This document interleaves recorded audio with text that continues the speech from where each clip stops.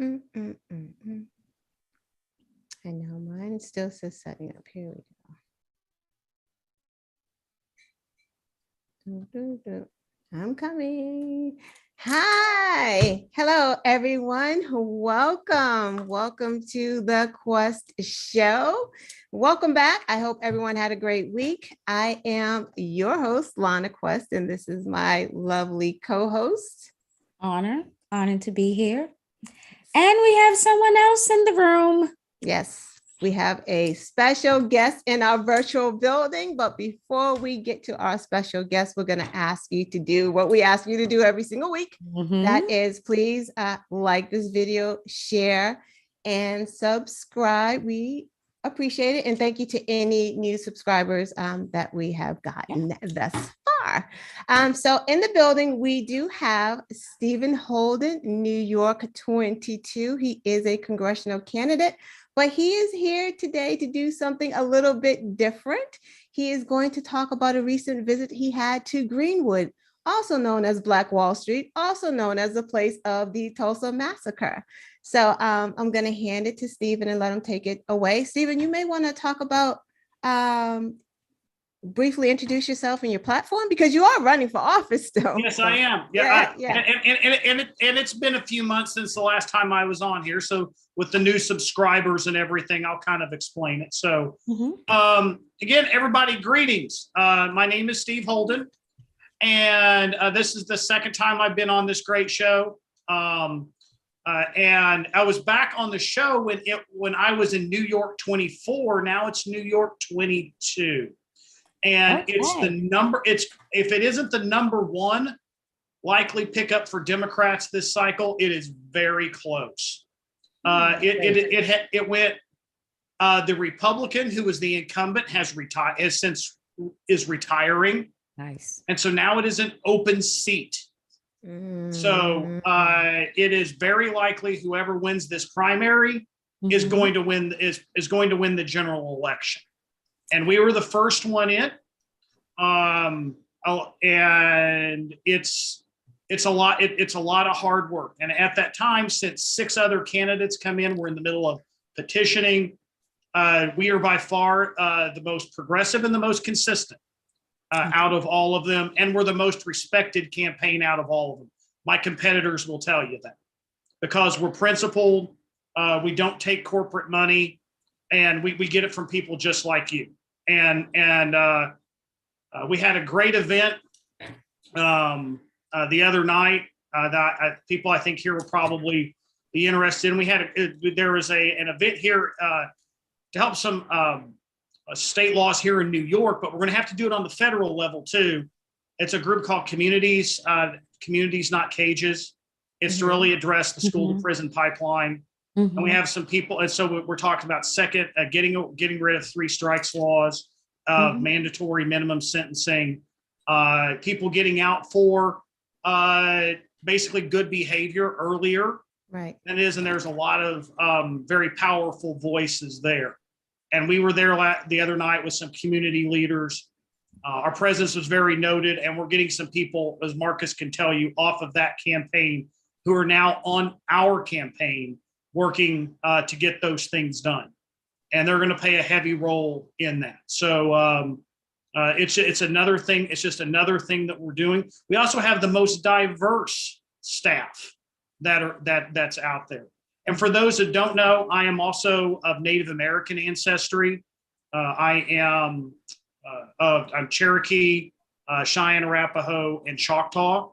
And a lot of the story I'm going to talk about with going to Black Wall Street, going to the Greenwood district, is going to do that. It's sort of a coming home thing. So if you like, ladies, I can go ahead and talk about the journey. Sure. And then Marcus, you're free to chime in at any part of it. So you may ask yourself, why is a candidate for office in a bright blue district in central New York going to Greenwood?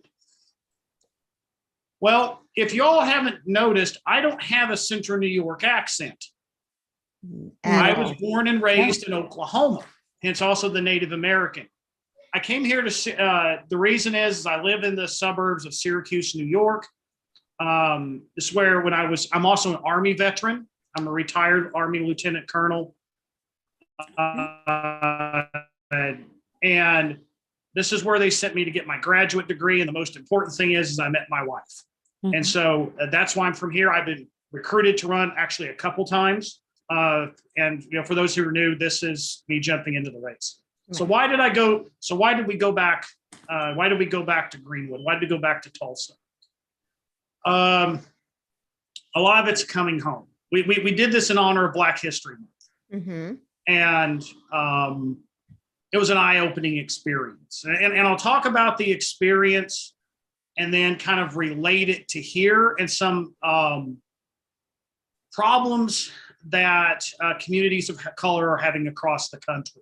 Because it's not unique, as unfortunately that we know.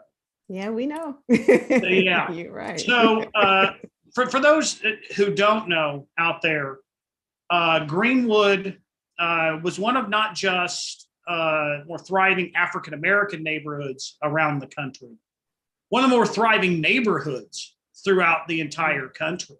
Right. They said $1 would pass through. What was it, Marcus? About 6 times before it left Greenwood. It's amazing. It was roughly about that, and that's how. Yeah, and that's how it is with a lot of communities that support one another. Exactly. Mm-hmm. So it passed through. So you may have someone who went to a grocery store, then got their hair cut. Mm-hmm. Then there was a church down the street. Mm-hmm. They would just circle all through the neighborhood, and it was self-contained. Right. And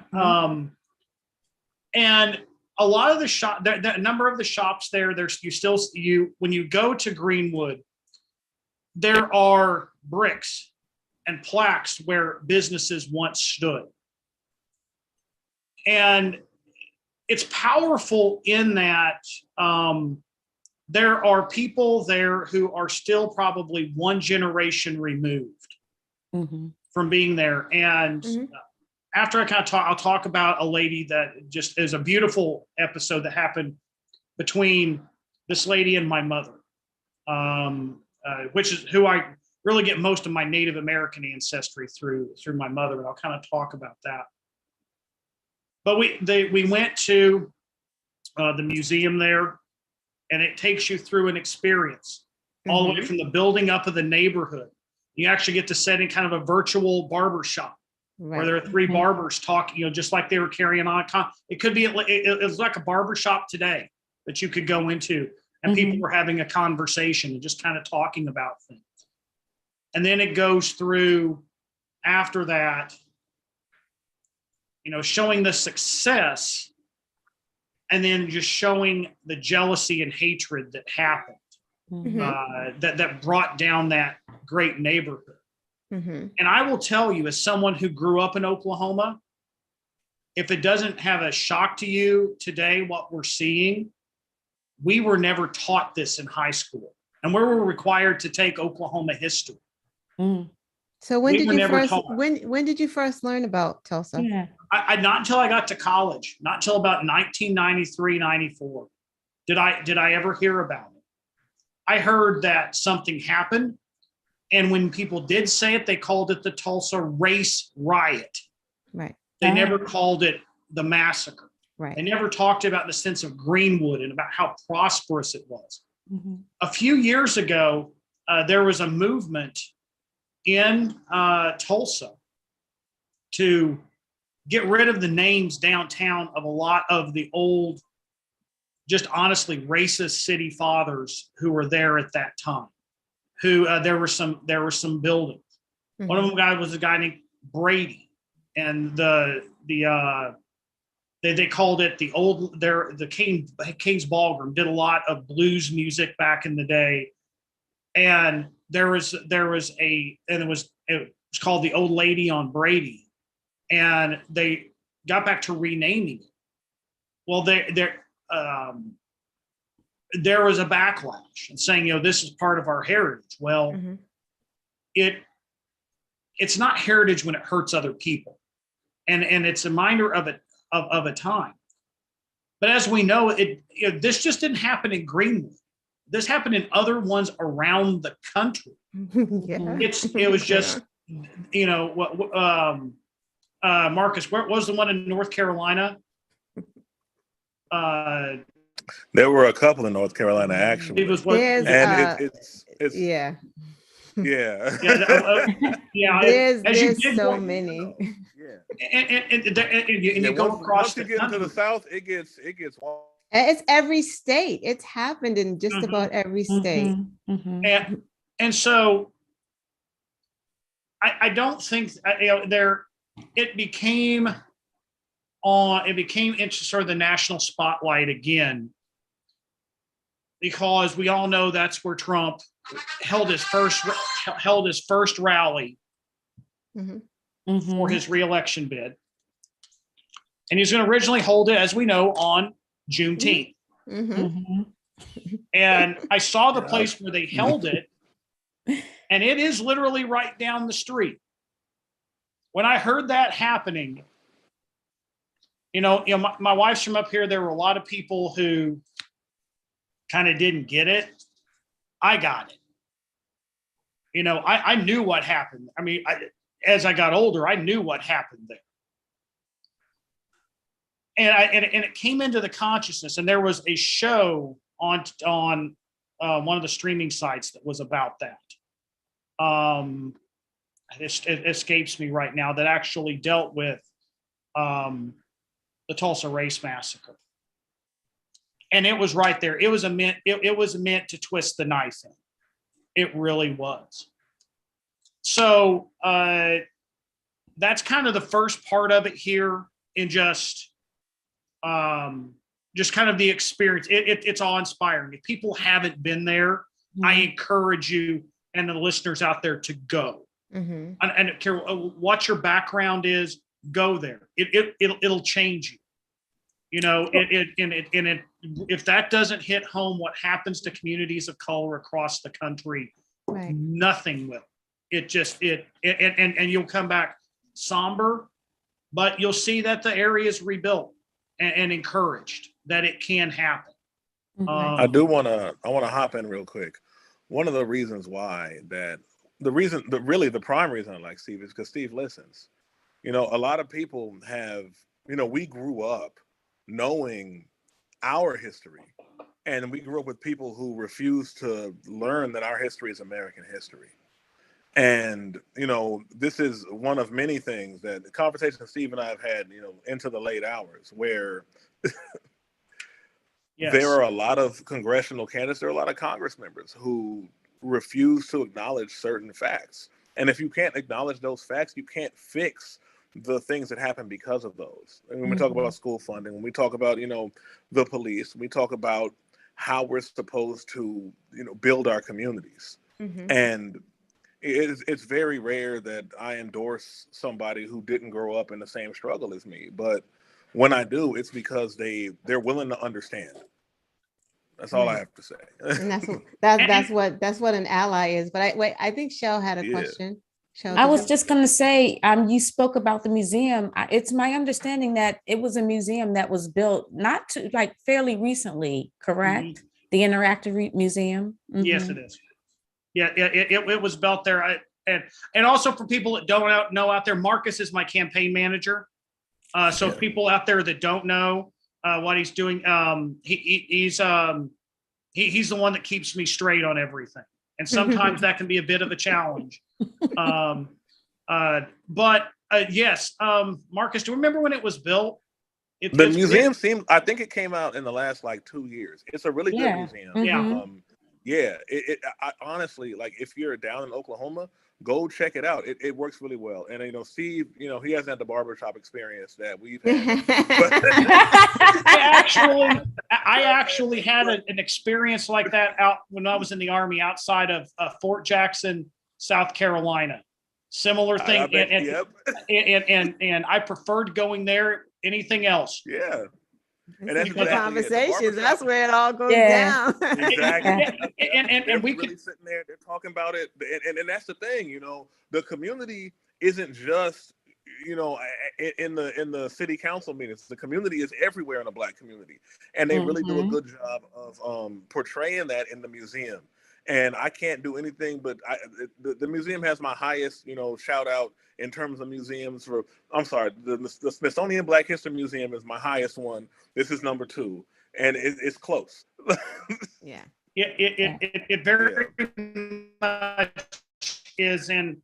What I'll kind of talk about next is kind of so we met so I'll just kind of synopsize the next piece like this.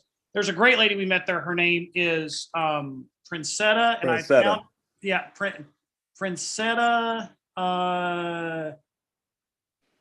I'll have to look it up here first in a second. But she is down in the Greenwood district. And so she gave a lot of tours there. And ironically enough, I don't know if many people listen know, she talked how she was the middle school teacher for guys in the group that were called the Gap Band way back in the day. You can't say guys in a group called the Gap Band. You really cannot. It's the Gap Band.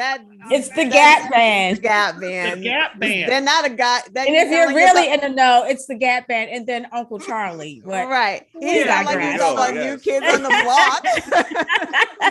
The guys in the group who are the new kids. And so what she said was she was the middle school teacher. Princetta Newman is her name. Princetta Newman. Wonderful lady. And what people don't know about the Gap Band is it stands for Greenwood, was Aspen to Pine, the three streets that make the border of Greenwood. Oh. So that's where they got their name. So if people don't know, they came from Tulsa, Oklahoma. That's where they did come from. But we had a great experience there because I talk about my mother's, I talk about other communities' color, and taking history away. My mother went there. My mother here in the past few years has just kind of regained her personal history. She's part of the old Indian child welfare system, and she was adopted out as white. Even though she is, you look at her, you look at me, there's the Native American that's there.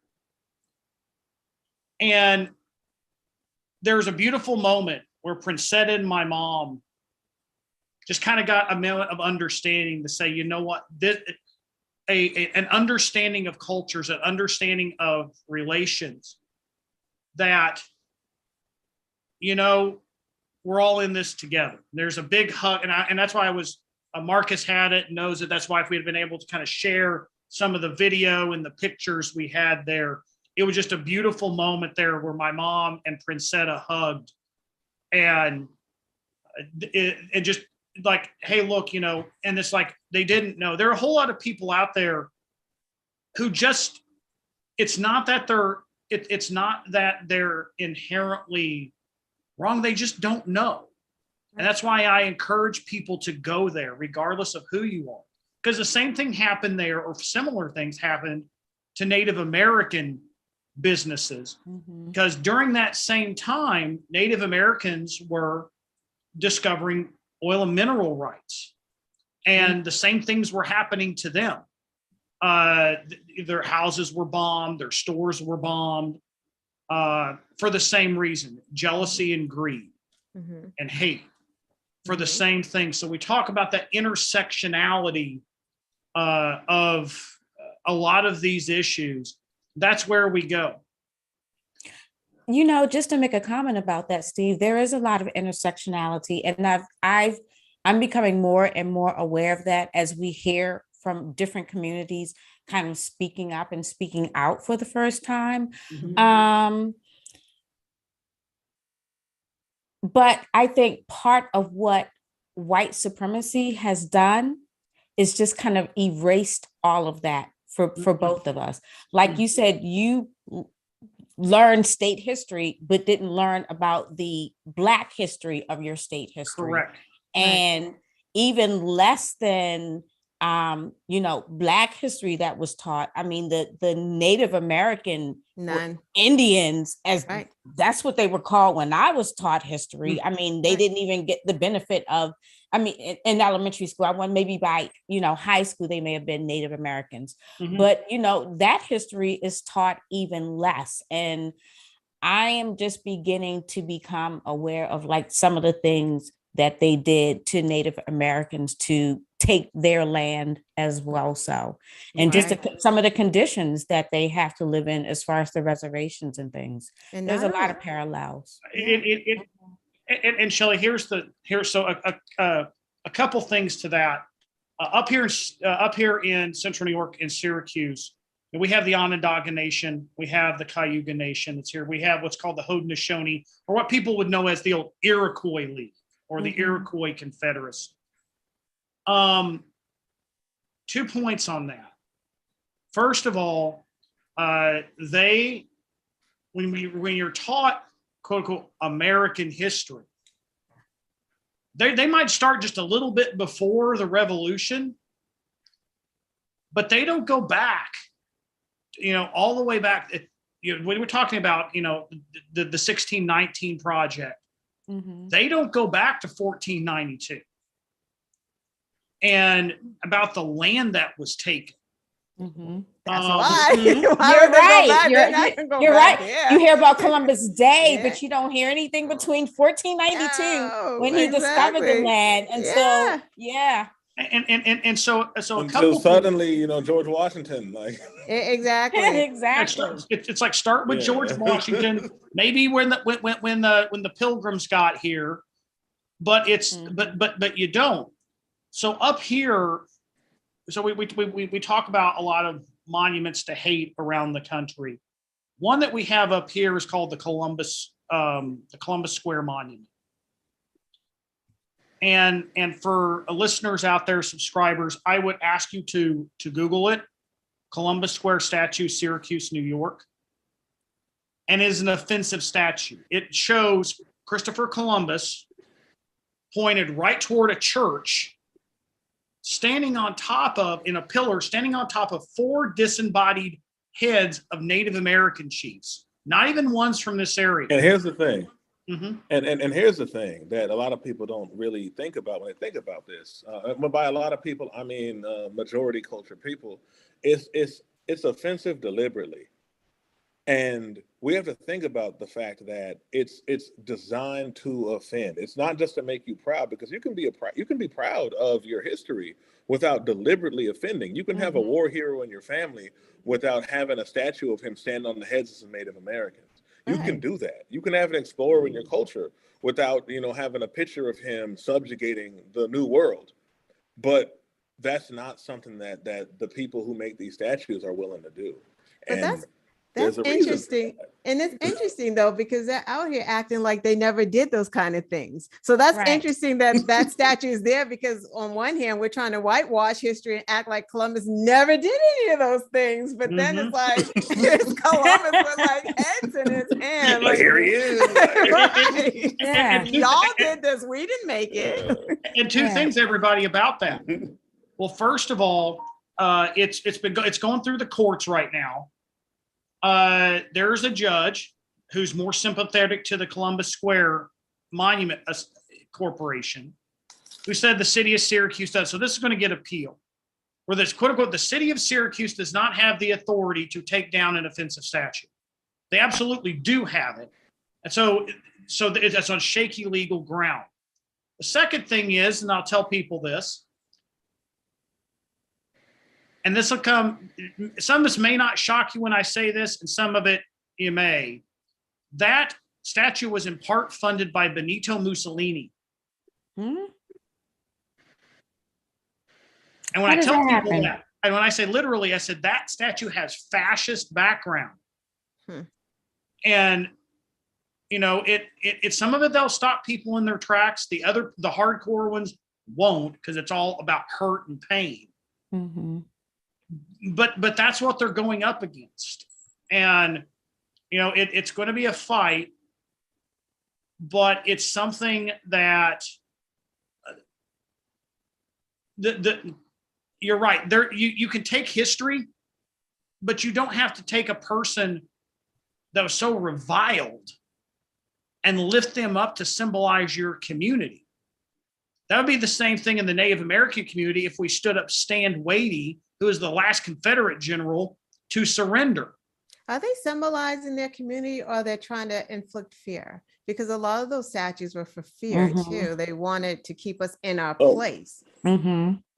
Marcus, your take on it. I'm gonna speak on behalf of them for a second. You know, like they say it's to symbolize their community, and that makes it makes good sense on the face of it. Right. But the real problem is, the real problem is once you dig into it, it's like, is this your guy? This is your guy? Like, right. And that's really when, because, you know, Alabama, so I went to college in Alabama. You know, Alabama has a lot of Confederate generals. We got schools named after Jefferson Davis. But also Alabama has other people in it. Like, and when they choose particular people to symbolize Alabama. Exactly. That's the question you have to ask. Why'd you pick this guy? Right. The most brutal, brutal that they can pick is who they're choosing. Absolutely. You know, it's why you pick Christopher Columbus and not Marco Polo? Yeah. It's like, you know, like what, or Marconi or someone like that, you know, an Italian or an Italian American who you know, was very important to the formation of this country. Why not do that? Because we understand that, you know, in the first and second European immigrations, of which, you know, my wife is a part of, because she's also of Mohawk, but of all of her heritage, there's a lot of bad stuff that happened to them too. You know, that did. So I can understand, and it was erected in that era. But now that we know more about it, it's like that. No, this needs to come down. The other thing I wanted to talk about, something that Princetta said, and Marcus, you know, when I put it in sequence, if you can make sure that I get this right, what she said. It's all right. I got you. Is, you know, it's something that's happened, particularly communities of color, particularly African American, and particularly Latinx communities. First of all, she said there were 4 destructions of the community. She said, first of all, she goes, there was the massacre. There was the massacre. The second thing they did was gentrification. When we started to rebuild back, they started to move us out and price us out where we couldn't live here anymore. Or say these buildings are condemned, now we're going to make them better and move other people in here. The third thing that happened, which is an issue here, so that happened here in Southside Syracuse. Third thing that happened is they built the highways that cut right through communities, particularly communities of color in urban or high density areas around the country. We have that issue here with I-81. They had it there with I-244.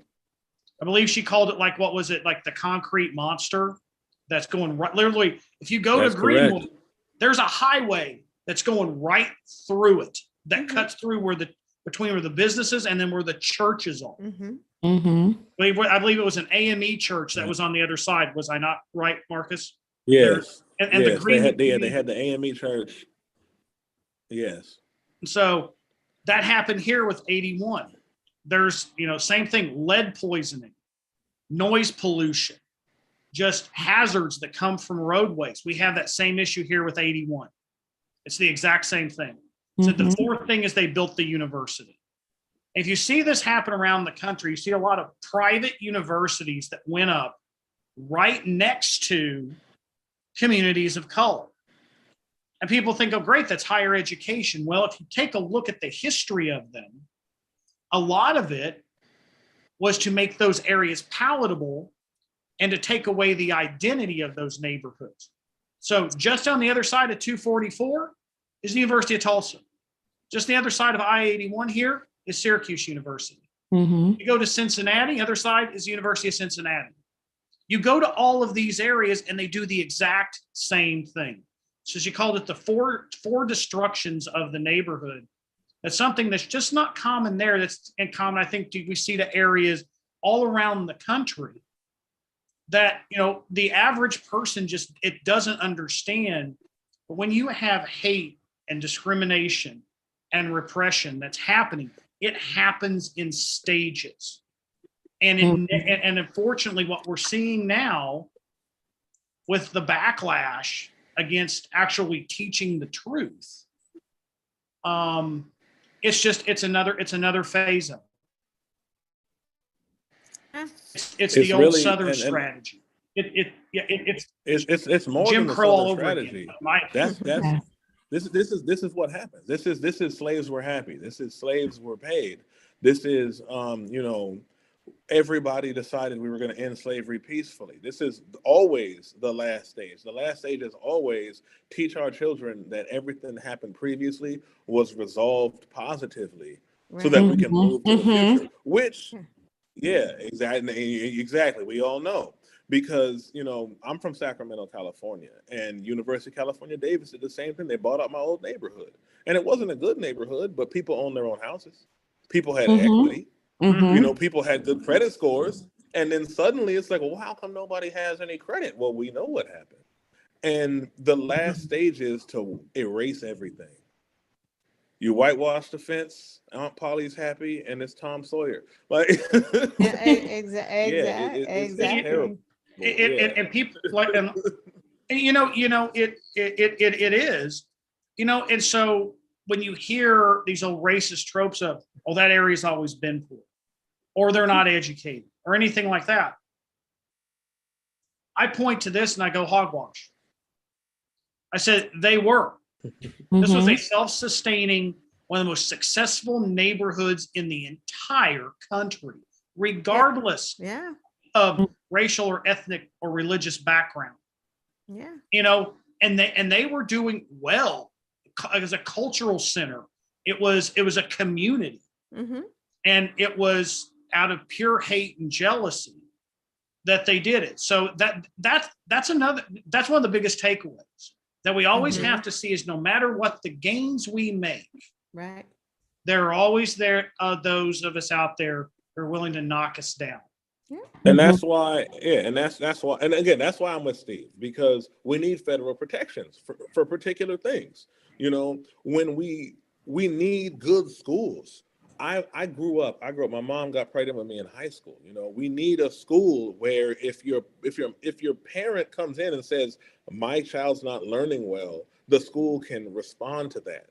It's not that we need a leg up. Everybody needs a leg up. Broke white people in the Appalachian Mountains need a leg up. Martin Luther King said that. Right. Everybody who's poor needs a leg up. Now, what about Oprah? Oprah's kids don't need a leg up. She doesn't have any kids. If she does, they don't need a leg up. We need a leg up. And the reason I like Steve is because Steve doesn't know how to hold back when it comes to people being treated unfairly. And I like that, because I have a 7-year-old son, and he's in Tampa, Florida, and I know Tampa sometimes gets hard for a young Black person, and you see, I'm clearly gigantic. You know what I'm saying? Like, I used to be stationed there. I grew up in. Right. I used to be stationed in Tampa. Marks, I think you and I talked about that. I used to be stationed there when I was in the Army, and absolutely can concur with that. Hey, we don't need that in the next generation. I'll do anything I can to stop that. And guess where the University of Tampa and University of South Florida are? Exactly. And where also the pro sports stadium, where is it? All in that neighborhood. I know that one. And that's so interesting because, and I know we have to wrap it up, but it's like they do that, but then they put the prisons are in the suburbs. You know what I mean? For voting, right? For the census. So they take the Black and the people of color out of their neighborhoods, put them in the prisons, and then count them on the census so they can get all of the benefits of that. Like that's the old. It's very smooth. If you ain't paying attention, You don't know. Like, what's the census? People ripping it. I'm like, no, don't fill out your census, please. Your neighborhoods need this. Yes. And the whole reason we had to go through redistricting this year is that there were 88 people in the state of New York who did not fill out their census forms. 88 people in a state with this many people. That you can find that on a block or an apartment building somewhere. If somebody that just didn't fill out their census and send it back, so it's a and they also send those prisons out to rural areas that do the exact same thing. That's how Illinois works. Illinois only works because of that. They take everybody out of Chicago they can. They put them out there in some stupid county nobody ever heard of, and then suddenly Illinois is a competitive state. Wow, it's trash. It's on our backs. It is. That's it's I saw it happen in Oklahoma. They said back in the day, where do they want the correctional institution or the school? They took the prison. They didn't take the school, even though it would have.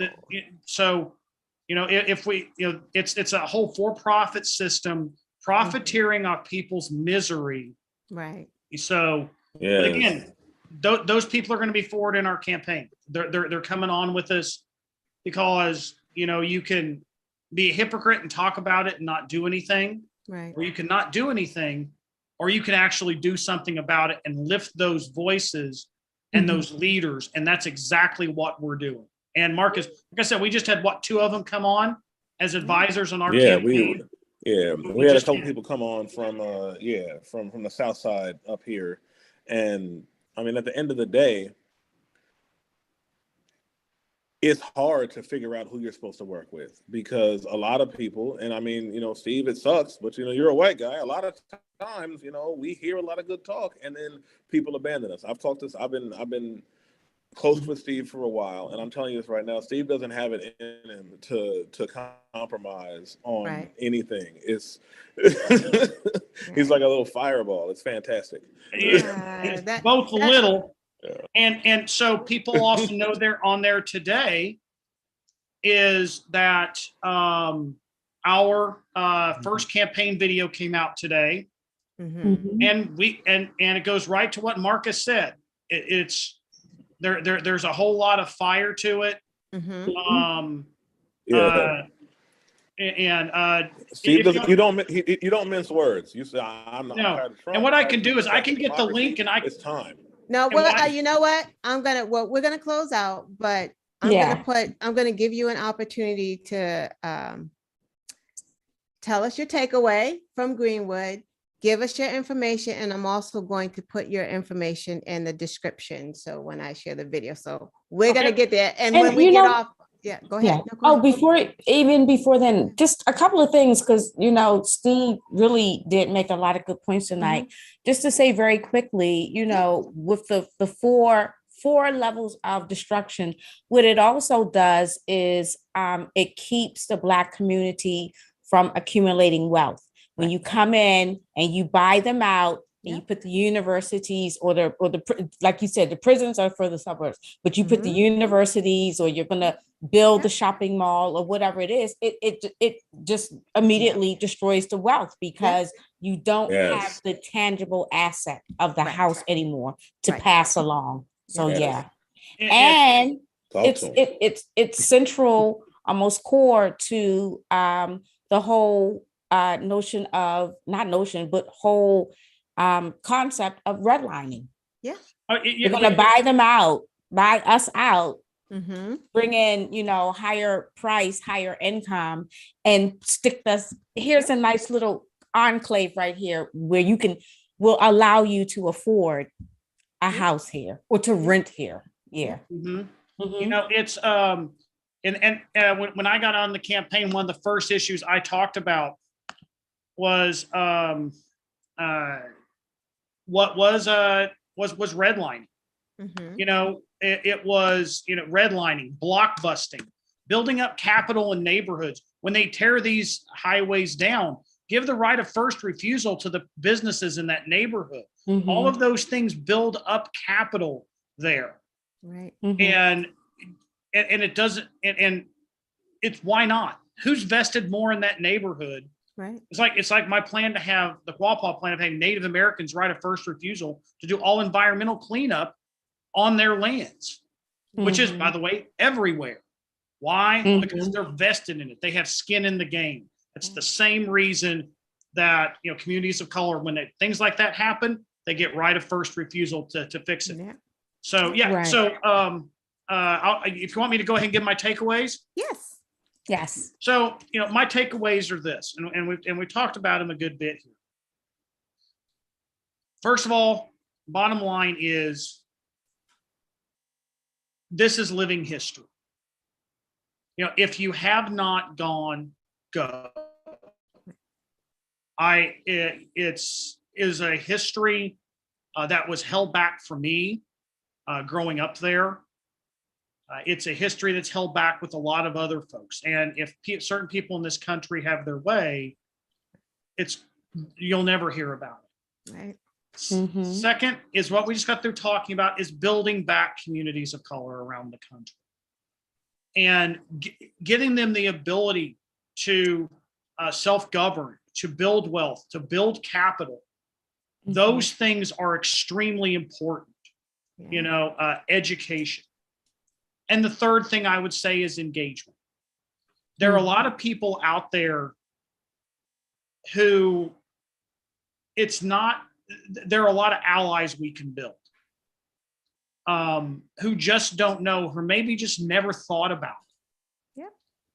And I would ask to reach out to them, you know, and the hardcore, you know, hateful folks, you know, maybe one day they'll come around. But there are Right. a lot of other people out there who we can make a difference. Right. And I second that. Yeah. I just want to say quickly, because I actually liked U.S. history in school and Oh, I got love it. good grades. I didn't hear about any Oklahoma or Mhm. I grew up in the North, so I wasn't given the rosy picture that slaves were perfectly happy down on the plantations. Mhm. But, you know, there was just a lot of history that we just were not taught. We knew about the Birmingham church bombing. That was okay enough, you know, to give us, but Tulsa and things like that. So a lot of people don't know. You think that you learned American history, and we have to really go back and realize that the curriculums were designed a long time ago to whitewash history, and we haven't really gotten history, real history, or complete history. So yeah, I think I'm not going to worry with any MAGA folks, but yeah, No, there's always an opportunity for people to be taught. Shelley, absolutely on that.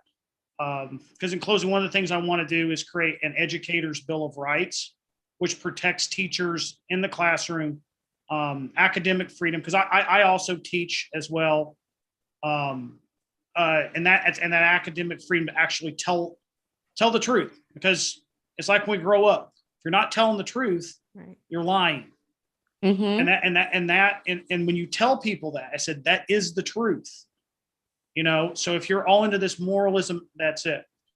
So I'll tell a little bit, everybody, where to go. I also put in the chat, the link to my campaign video out there. People want to see it. If you're a progressive, if you're a Democrat, it's going to get your blood pumping. You're going to be out there ready to fight. And you know that there are warriors out there like us, who are fighting that fight for you. You can go to believeInSteve.org. Mhm. Marcus is doing some updates. He's going to get that. Marcus, we're going to be getting that that video up on YouTube. Mhm. On YouTube, on over to our website. Mhm. And it is NY22, everybody. There, Yes. I even had a lady call me today. I want to volunteer for the campaign. Well, where do you live? It's way up north. And I go, no, we're not in. I understand why you got confused. Okay. So, and we're making a lot of headway here. You know, we are, we're basically, whoever wins this primary, is going to win the general election and probably be in there for 10 years. So we encourage people to come over. You'll like what you see. And we are definitely, and watch that video, because we're definitely fighters. And it doesn't stop at this campaign. No, we're taking it right to DC, and we're going to keep on fighting for as long as Marcus and I and the rest of our team are blessed to be there. nice. You know, we're taking the fight. So again, thank you, ladies. Thank you, everyone. We really enjoyed it. Yes, and I'll tell you so much. If I get elected, I'm still kind of wanting to come on here because I know in a lot of shows. You don't have a choice. What are you talking about? Yes. It's not gonna just ignore Marcus will make sure of that. Listen. I'll make him do it. It don't matter. I'll make him do it. Thank you. We gotta follow Marcus before you go on MSNBC. Exactly.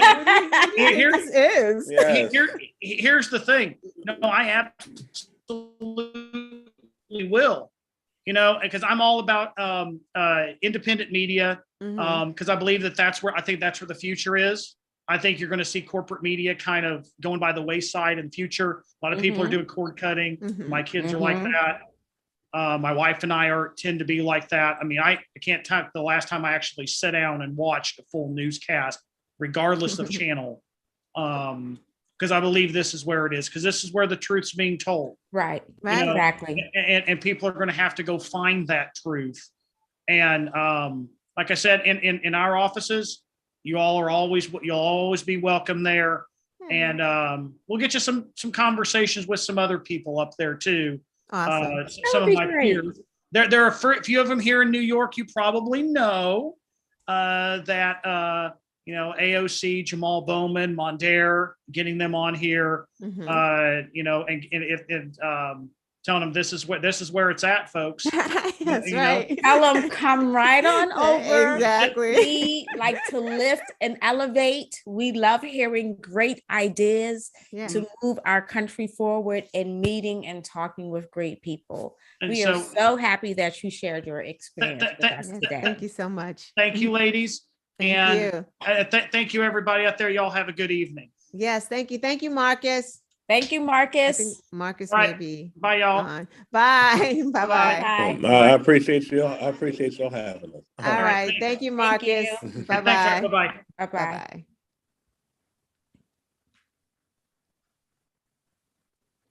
All right. Hi. Hi. Let's talk Ketanji Anyika Brown Jackson.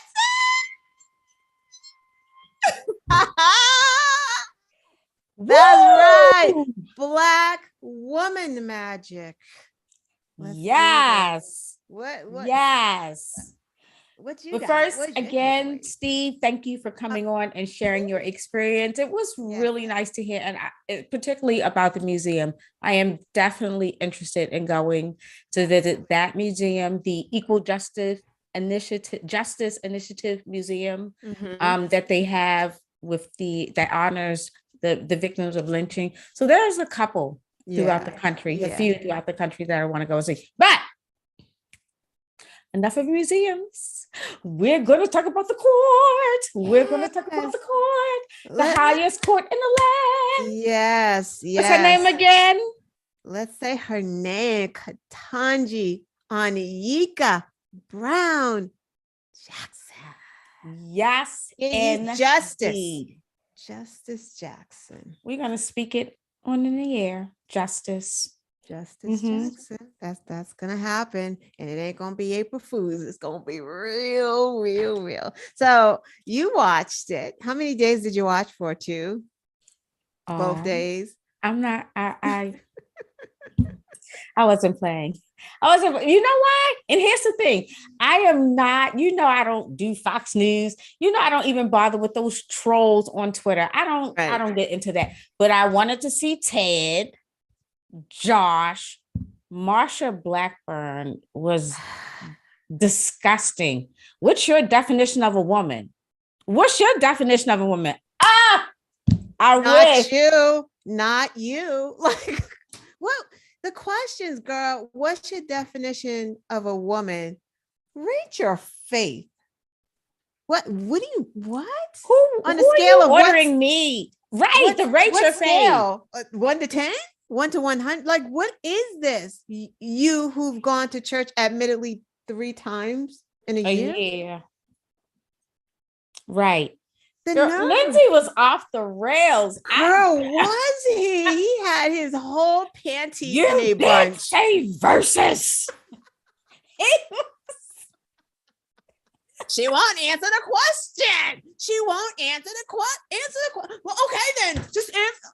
Wow. What now? Dick Durbin kind of upset me that first day because I didn't understand why he was just allowing, because some said he was allowing it to let them continue to make fools of themselves. But at some point, well, the second day when Ted launched into his he whole finally, thing and then went over his time by 10 minutes. I mean, that he was too polite to them though. They were like mad rude, and it's like they were disrespectful. Yeah, it's like as a chairman, I get, you're letting them talk, but you got to rein them back.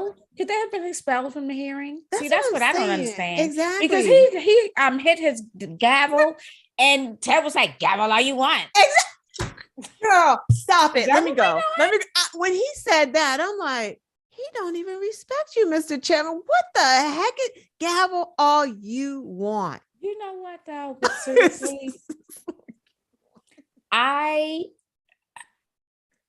really hope there is some sort of backlash against them discussing the child pornography so much. You are throwing these cases out here, Hawkins versus Miller, blah, blah, blah. Girl. Like there are real people attached to those cases that you were just so casually tossing about for political fodder. Meanwhile, the judge that actually worked those cases, worked with those victims, they know how she advocated for them, how she treated them. Right. They full well know, because she explained why she had to give this sentence versus that sentence. And I just found it disgusting that they kept harping on that. Like that's just not something that you keep talking about to make a political point. Like, why didn't you, in fact, they wanted to talk about crime, right? Instead of relating crime to child pornography, why didn't you look up like the number of murderers that she had convicted and then went out on early release, or, gave a reduced sentence to that were below sentencing for murder? Like, why didn't you do that? Right. Stuck on porn and rape. Disgusting. Disgusting. It was disgusting. I mean, and just back up for 1 second. The thing I really liked about her is that when she was explaining, what she does with these cases and how she takes individual cases for what they are and the information and the probation recommendations, but she also talks to the defendant. She makes sure that he understands, you're being too nice. No, he needs to understand what he did. He needs to understand the law, why it was wrong, why you're being sentenced like this, so you don't do it again. So when you're in jail, you can think about it and you don't feel like you're the victim and you're being victimized and you go out and do it again. It's like, exactly. I'm like, oh my God. How novel. Well, even the one where you said the same thing and it's a standard form. We use it for all of it. But you and then just so disingenuous. What was the thing? You said that you wish that all of the prisoners could be released on compassionate release. Oh my God. But if you read 2 more sentences down, you see where I told him where he wasn't going to be. Like, you guys. The cutting and the pasting of different things, the leaving out of different things. And you're right. None of it was made to see how she would be as a judge. All of it was just like for them. You know what? They wanted to see on full display just how poised Black women could be. Because see, Somebody else would have just went right on ahead and leaped across that table. Oh, Brat would have been screaming to the top of the rafters. exactly. But see, they wanted to get her off guard. Like they wanted her because they would have, girl, they would have used that in their ads. But you know what she did? She gave him the look. That's day 2. That was that. Yeah, it surely was. Yeah, day 2, she was just like, okay, now she's like, and she would take that and think about it. People like, with all due respect, Senator. You know what? And then I noticed like she kept drawing lines. I swear to God, I'm like, I bet you she's doing like the 1, 2, 3, 4. Okay, this is the 500th time they've mentioned this. Porn, and then back to rape. Now, getting back to rape, it's just like, wow, y'all really doing this. They really did that. All of them. I don't even know who was the worst ghoul out there. I would say Ted Cruz gets that award. He was, girl, he was so. Marsha Blackburn was pretty bad. I found her to be reviling and disgusting. Yeah, Are you aware? Talking about the Georgetown Day School, which, by the way, I read in an article, it's only $46,000 a year to send your child to Georgetown Day School. So if your child is reading how to be an anti-racist baby, you full well want your child to read those books. Each and every one of those books, because you're paying handsomely for them to be suggested to be read. You know who else has that book in their school? Who? Ted Cruz's kids. Ted Cruz's kids. Yeah. He didn't know that. Yeah, their little private school got that book in their school too. Oh, they probably go to a private conservative Christian school. School. And just how he was telling everyone, you know, this is off the topic. Look, don't mask. Their school required it. Like, yeah. But you know what book is #1 seller today on Amazon? Is it How to Be an Anti-Racist? The baby. Or is it White Fragility? The baby. The baby. Yeah. That book was so cute. Wasn't it cute? I love it. Wasn't it cute? Him and all his little graphs and stuff in the background. I'm like, you need to talk to somebody about them graphs because they ain't that good. Angie is fire. She is beast. She is joy. She is all of that. Her family is beautiful. Her parents are beautiful. And let me tell you, her brother was a cop here in Baltimore. Hats off. Hats off. Hats off. And then after being a cop in Baltimore, he said, I'm going to join the military. He surely did. Like, come on. And before we exit out of here, let's talk about Corey just for a couple minutes over because he's worth it. We know he's your crush. He's cheating on you, by the way, because Corey likes him. What's up with that? He likes him, some Katanji, but I'm kind of crushing on her too, so it's okay. It's okay.